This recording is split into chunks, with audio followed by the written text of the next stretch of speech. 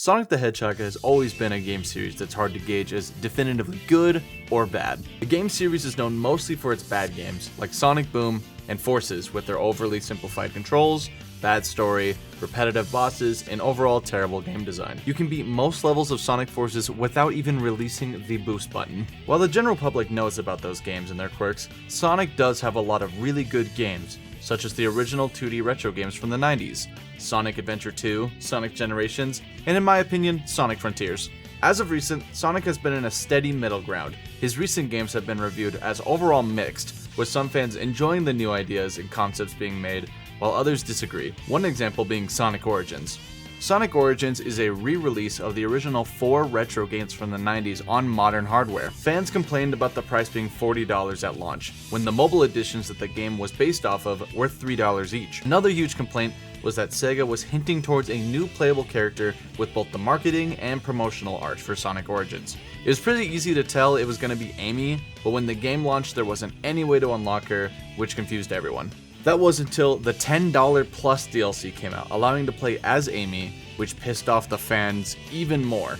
Others, including myself, did enjoy the game, with it being the best way to enjoy those classics with the new features like the drop dash, the removal of lives, and the ability to play any of the games as any of the 4 characters. It's hard to gauge the series as overall good or bad, with it being in a perfect gray area, but that scale has changed due to the release of the highly anticipated Sonic Superstars. Sonic Superstars is a 2.5D platformer promising to be the gameplay and style of the retro 2D Sonic games, while delivering a visual upgrade that matches the looks of the 3D games. This was also the first time you could play with up to 4 players locally like the new Super Mario Bros. Series. In the span of 9 hours, I completed the entire game and I have a lot I want to talk about with this little title. So sit back, grab something to eat, and enjoy my review of Sonic Superstars. Before I start the review, I want to preface that I played the Nintendo Switch version of the game entirely in single player. I will go over my multiplayer playthrough near the end of the video, but keep in mind that everything I bring up, both positive and negative, comes from playing it by myself on Nintendo Switch. The main gameplay of Superstars is the same as the other 2D Sonic games. Run through the X fighting badniks and collecting rings as fast as you can. There are 11 worlds in the game, with some worlds having 1 to 3 acts or just one very long act, which I found to be very fun and a really refreshing gimmick. Most of the time, I enjoy my Sonic levels to be around 1 to maybe 4 minutes long, so you get the feeling of the overall speed. But the longer form acts gave the worlds different scales and made them feel unique from each other. One huge positive about Superstars is that it feels like a 2D Sonic game. The jump to 2.5D thankfully did not change the way Sonic and Gang felt to play. They nailed the momentum in the game. It feels one-to-one with the retro titles. You can play any of the acts as any of the characters, but there are some points in the game where you can only play a specific act as a specific character. These levels were a good change in pace since I was just playing as Sonic for the entire game. The Amy-only act in Lagoon City even had a really nice story part that I want to talk about in the spoiler section. Throughout Sonic Superstars, you'll find giant rings hidden around the acts, which contain the bonus stages to unlock one of the 7 Chaos Emeralds. This is the same way Sonic 3 and Knuckles and Sonic Mania did their bonus stages. I believe out of all the ways to get the Chaos Emeralds across all the 2D games, this method was the most fun. It makes you think outside of the box, looking for ways to reach higher areas or secret walls.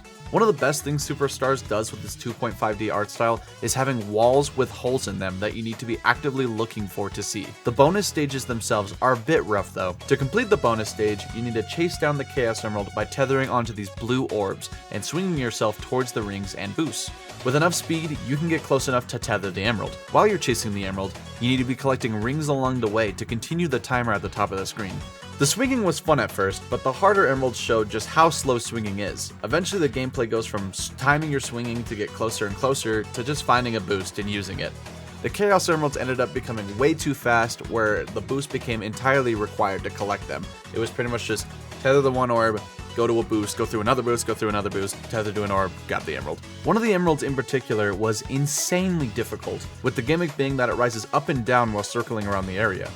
You can use the boost to go high up where the rings were, but the blue orbs that let you get closer to the emerald were all the way at the bottom. I had to restart this emerald multiple times before I got lucky enough to grab it. In the past 2D Sonic games, collecting a Chaos Emerald didn't do anything until you collected all 7, but in Superstars, each Chaos Emerald gives you a power you can use during the acts and boss fights. I really enjoyed this feature, as collecting even one Chaos Emerald was extremely satisfying, and most of the powers ended up being super useful. I won't delve into how I feel about each power until the spoiler section, but overall they're very fun, with only 3 of them being situational. At the end of most acts in the game, you end up fighting a boss. These bosses usually take around 8 hits to defeat, with some only being 3. This has to be where my biggest complaint comes in.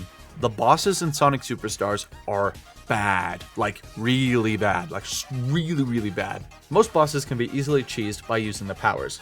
This makes the battles less of a climactic finish to a level and more of a wall to hurdle over. Most of the bosses, and by most I mean like 80% of them, were slow, repetitive fights, with them repeating the same 2 moves, giving you small openings to attack. Some bosses in the other 2D Sonic games had the same gimmick, but most of those bosses would have really fast reaction-based moves, where you need to quickly jump on them when they charge you, or you could go for risky moves to hit them while they aren't directly attacking.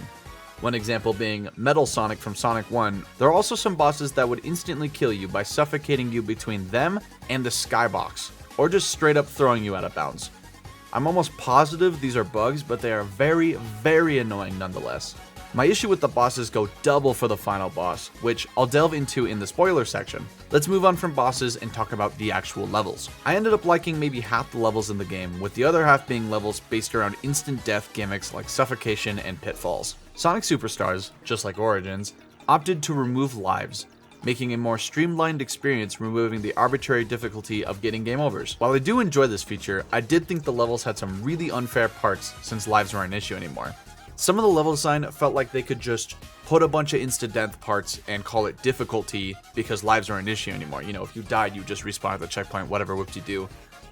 But it doesn't feel fair to have instant death suffocation platforms everywhere. Act 2 of World 10 is one of the worst levels in the game, with it being just a bunch of instant death suffocation garbage everywhere. I also found World 8 to be overall really boring and forgettable. There isn't much to even say about the world since the new gimmicks and ideas weren't fleshed out much. World 8 has parts where gravity would switch, or the perspective would change just like in World 1. But both of these gimmicks just ended up being completely useless. You go from running to the right to a slope that changes your gravity, or a platform that changes the perspective, then you just continue running right. It's a completely forgettable world. Now I don't want to just mention the levels I didn't like, so I want to point out World 4 and 5, which ended up being my favorite worlds in the game. World 4, Pinball Carnival, is just like playing Carnival Night Zone from Sonic 3 and Knuckles. The level's main gimmick is sections that turn the level into a pinball machine, giving you rings and points, which are useless, but I find very fun. There are spinning platforms that shoot Sonic out at high speeds, a section where the floor underneath you starts to crumble, and if you're not fast enough, you'll die.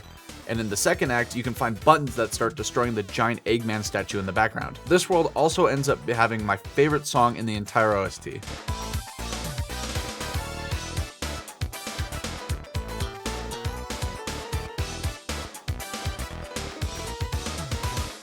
Then there's World 5, Lagoon City, which is the only water world in the game, but it somehow ended up being one of my favorites. Act 1 isn't anything like a traditional water level, but instead it's themed like a water park. There are water slides, water spouts that you can climb on, and these water guns that stick to walls and shoot you to higher areas.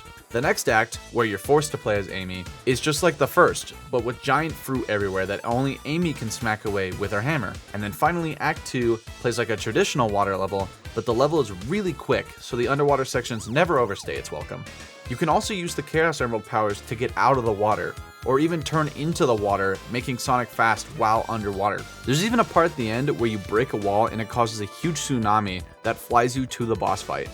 This level is super unique, creative, and very fast. With the levels in mind, let's go over how the characters play different from each other. Sonic is of course fast with his drop dash that lets you quickly continue your run after you stop. Tails can fly for a while, allowing you to reach higher areas with ease.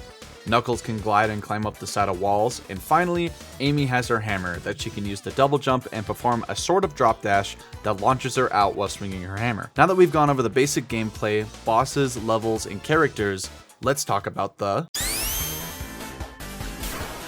In this segment, I'll be going over the story from the beginning of the game, but I'll save the mid-game cutscenes and ending for the spoiler section. The game doesn't really give us a straight answer as to what Robotnik's evil scheme is. Throughout the game, you kind of just accept that you need to stop Robotnik because he's doing something evil. The intro cutscene shows he's using big animals to power the bosses of the game, but we don't get much outside of that.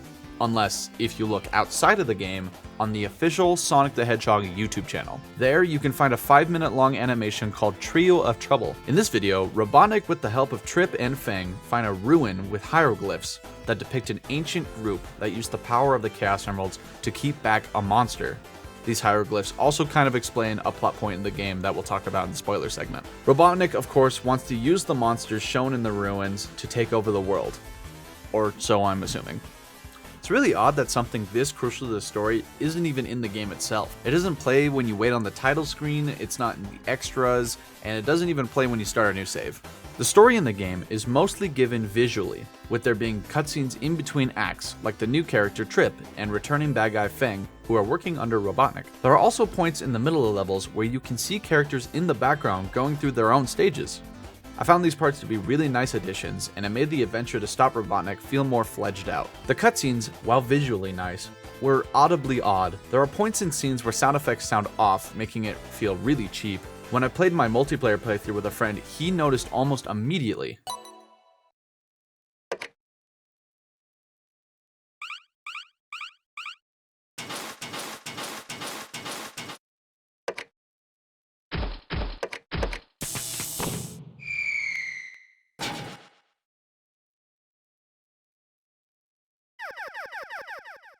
Now that you know about the story, let's move on to the classic Sonic. I did my playthrough on the Nintendo Switch version of the game, which had some pretty bad bugs. I've seen online that people were having issues with the PC version, but I was surprised to see that no one was talking about the issues on Nintendo Switch. I'm not a big stickler when it comes to graphics in a game. I don't mind if a game looks like it was made on PlayStation 1, as long as it's fun. So while I do want to bring up this point, I also want to say that it didn't affect the overall game at all. There are points in Superstars on Switch where things in the background look really bad. The best example of this is Act 1 of World 7.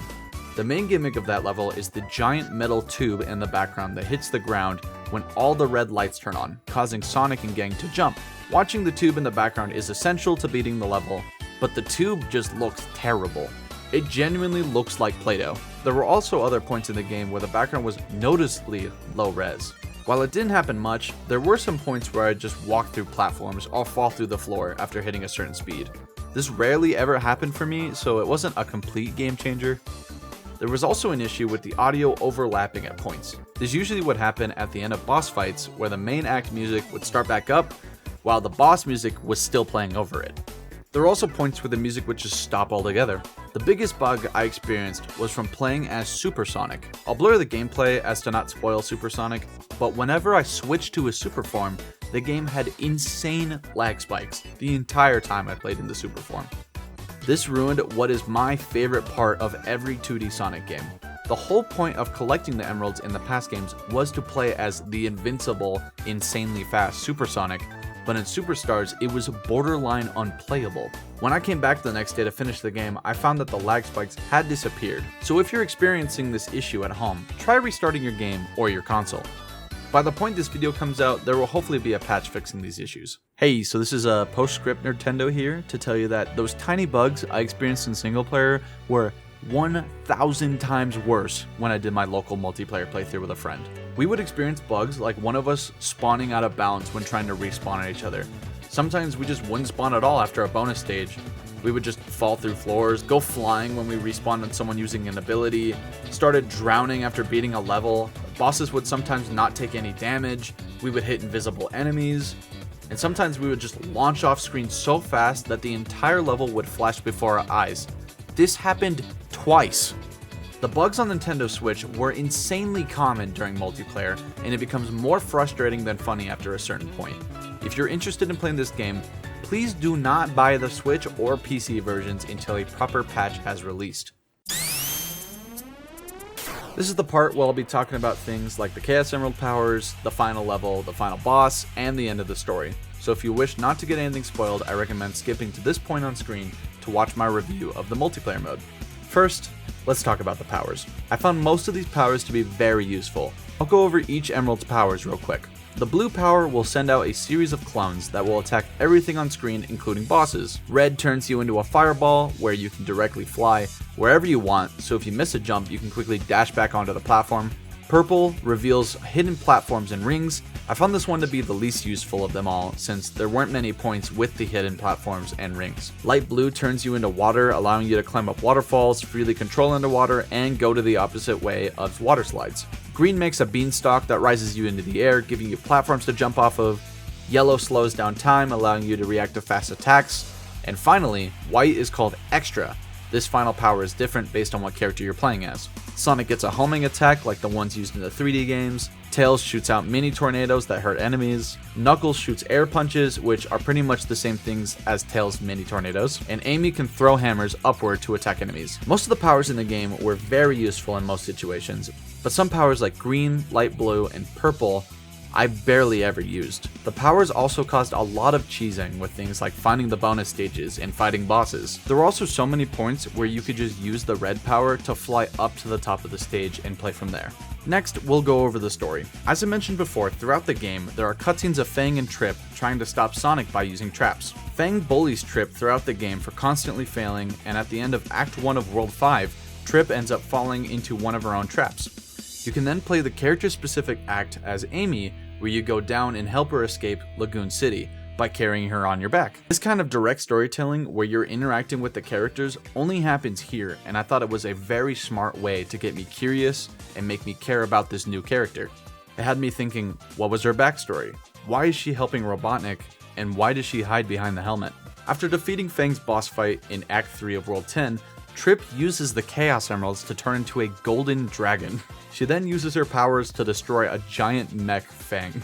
This whole dragon thing isn't really explained at all, but I believe it links to the Trio of Trouble video. In the hieroglyphs Robotnik was looking at, the ancient group that used the Emerald's powers looked exactly like Trip in her armor. My only theory is that she's a descendant of that group, and she can use a hidden power of the Chaos Emeralds to transform into a dragon. There isn't much evidence to prove this, but the game doesn't really give you much anyways, so I just kind of had to connect the dots with what I had. Now I'm going to tell you the worst parts of the entire game. The final world and final boss. First, I want to mention that Act 2 of World 11 ends up being one of my favorite levels in the game. After running through a slow, repetitive, and annoying Act 1, with there being rubble falling from the sky and platforms forming in front of you, you'll eventually make it to the end and past the finish line where you watch Robotnik activate a machine. This machine seems to reverse the time in the ship.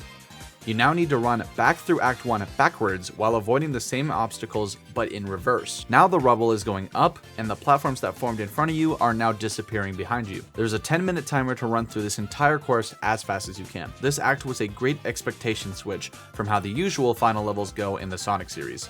While there are some points with instant death suffocation, I found it to be overall pretty fun and creative. Now I definitely can't say the same about the final boss. The final boss of Sonic Superstars has to be one of the worst final bosses I've ever played in any video game ever. It took me around 3 hours to beat every level and make it to the final boss, but it ended up taking me 1 entire hour just to beat him. The boss has 3 attacks. He'll shoot missiles from his head, with 1 or 2 of them being blue. If you hit one of the blue missiles, it'll launch back at him. If the missiles hit his front, he'll block it, but if you loop around to his back and hit him with it, he'll take 1 hit of damage.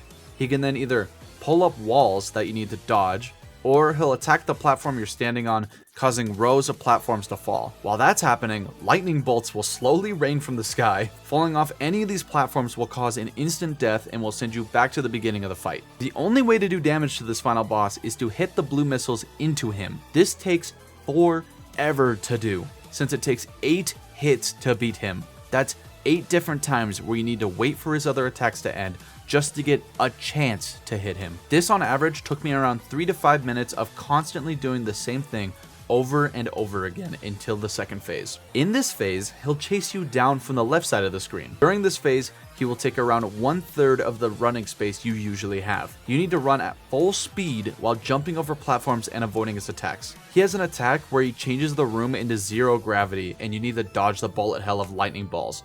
There's an attack where he shoots one of 3 giant lasers at you. If you get hit at all and then fall into a pit, you instantly die. And guess what?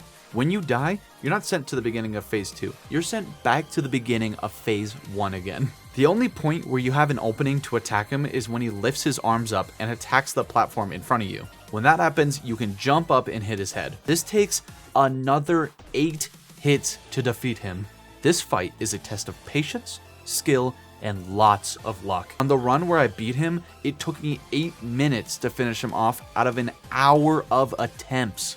It's crazy that Sega would release such an unpolished, boring, repetitive, unfair boss battle as their final climactic fight in their new $60 game. I wouldn't be surprised if Sega didn't beta test this game, because dude, if I was told to beta test this game, I would have given them a list of complaints. Finally, after beating the game, a cutscene plays and the credits roll. This may seem normal to most people, but for me, I was furious. At the end of just about every Sonic game, there is always a supersonic final boss. This concept has been in the game since Sonic 2, and for this game to just end after I went out of my way to collect all 7 Chaos Emeralds was infuriating.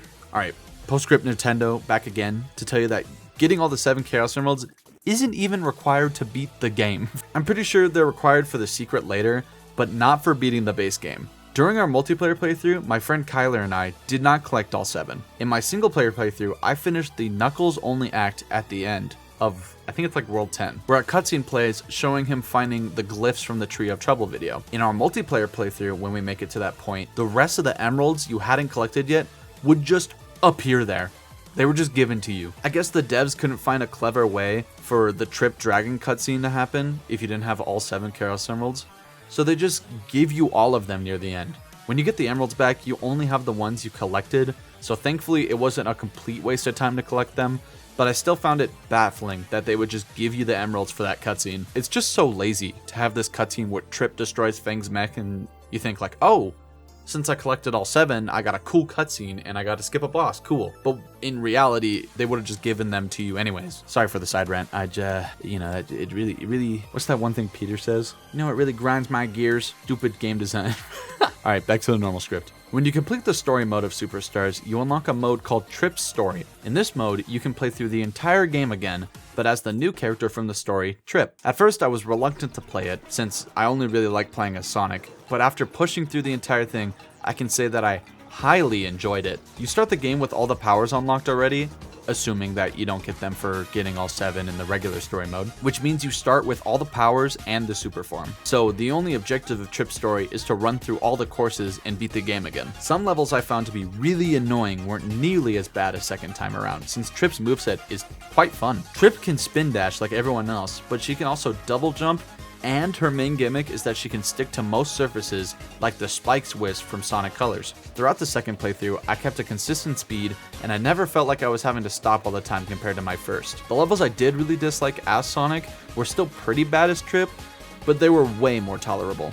So, after running through all 11 worlds again, I made it back to the final boss. I was dreading going through the same boss fight again, since it took me an hour the last time. But that's when Fang shows up on an upgraded motorcycle. This final boss is completely different from the regular one, and though it took me less time to beat it, it was still so bad. Fang has a couple of different moves. There's one where he'll shoot missiles at you. These can't be hit back at him, so you just have to dodge them by running in one direction. Once he's done shooting his missiles, he'll either place lasers on both sides of you and attempt to ram you, which will give you a small opening to hit him, or he'll surround himself with lasers that he'll throw at you.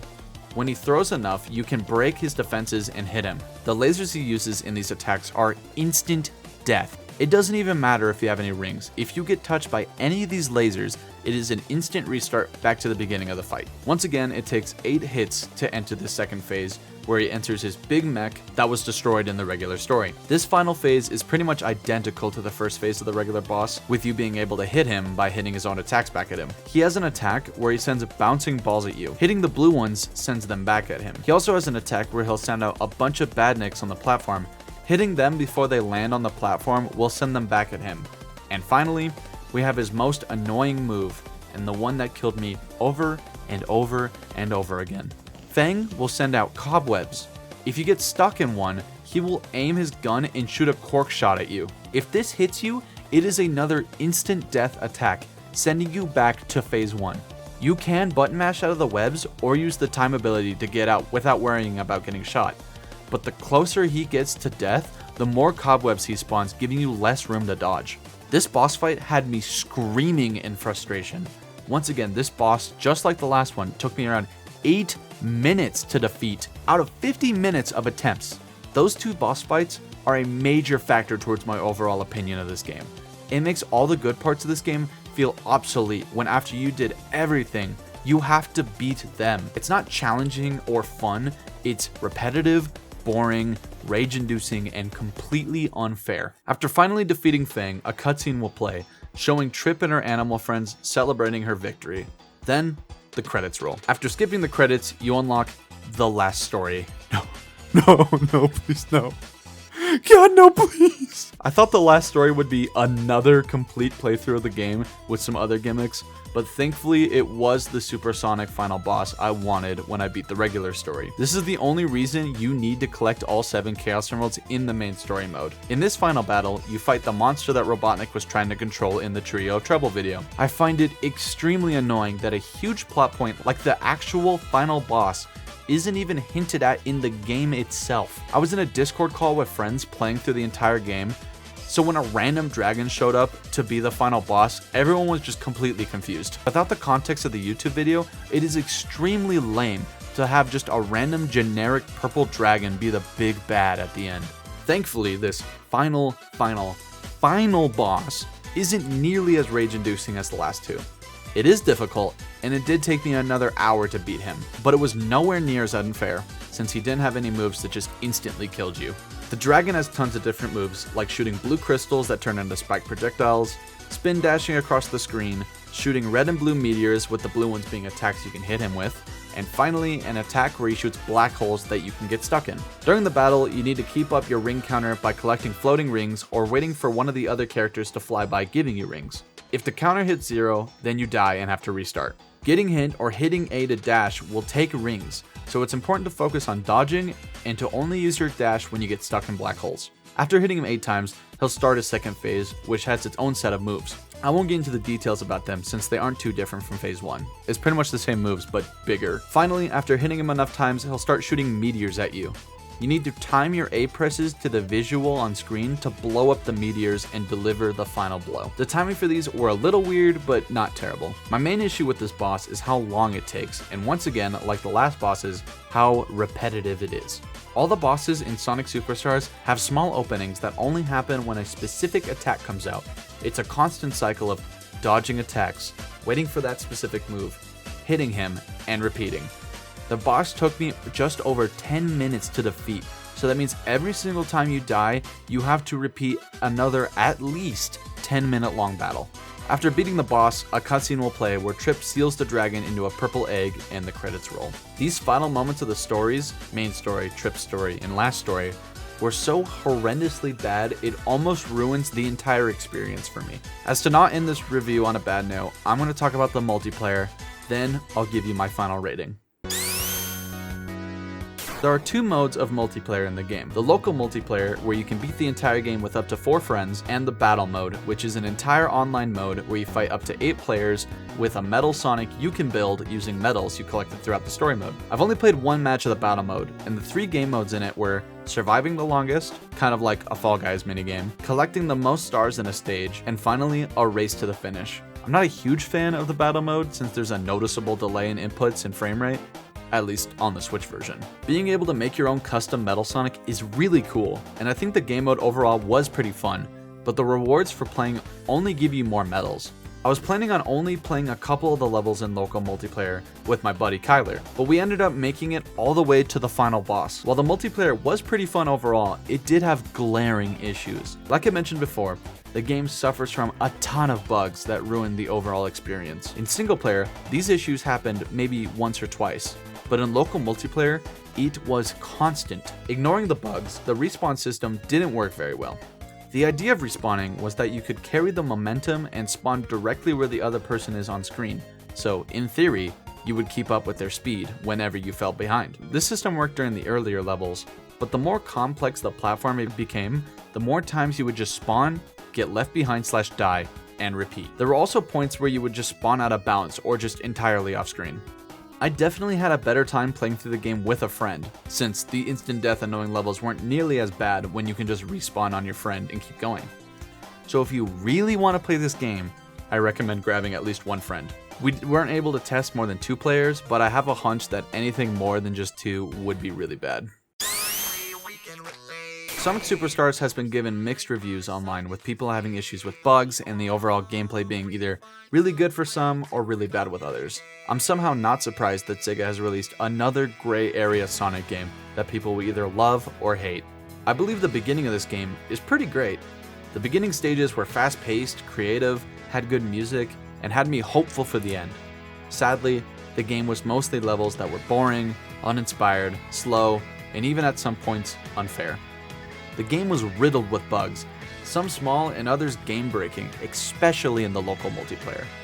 The bosses were either too easy or extremely hard/annoying, and the story was hidden behind a video you can't even find in the game itself. I'm giving Sonic Superstars a 5 out of 10, and now Sonic has returned to being a bad franchise in my eyes on the scale. It's an overall fun experience for someone who wants to just play a fun level and put it down, but for people who want to go out of their way to beat the entire game, it's your funeral. Thanks for watching. Hey, what's up? Thanks for watching the review. I am pretty upset that Sonic Superstars ended up being pretty bad, at least in my opinion. You know, I've been a Sonic fan since I was a kid. I'm pretty sure I played Sonic before I even played Mario, so technically I've always been a Sonic boy. But I don't know, man, these recent games, they've either been just like okay or like pretty bad. I don't know, like it's hard to say, man. I'm quite upset being a Sonic fan right now. I was really excited for this game. I'm gonna be honest with you. I was so excited for this game. Like, dude, I have a lot of friends who also like Sonic. I got Kyler into Sonic Mania when it came out. So when this game was announced, he was so excited to play this game through with me. And it just ended up being crap, like actual ass. I'm sorry for being so harsh on this game, but genuinely, like, it was hair tugging at times. Like, I would have to put the controller down and go do something else because I was getting really mad. Just wanted to say real quick, hey, make sure to like and subscribe. If you thought this review was good, let me know in the comments below if you disagreed. If you have some points that I didn't bring up, please let me know. I'm always interested to read those. The next video is going to be the Mario Wonder video. I need to write the script and everything, so that, once again, it's going to take a while. And that game has already been out for a couple weeks, so I'm quite slow. But that's all I had to say, so thanks for watching. Bye now, bye.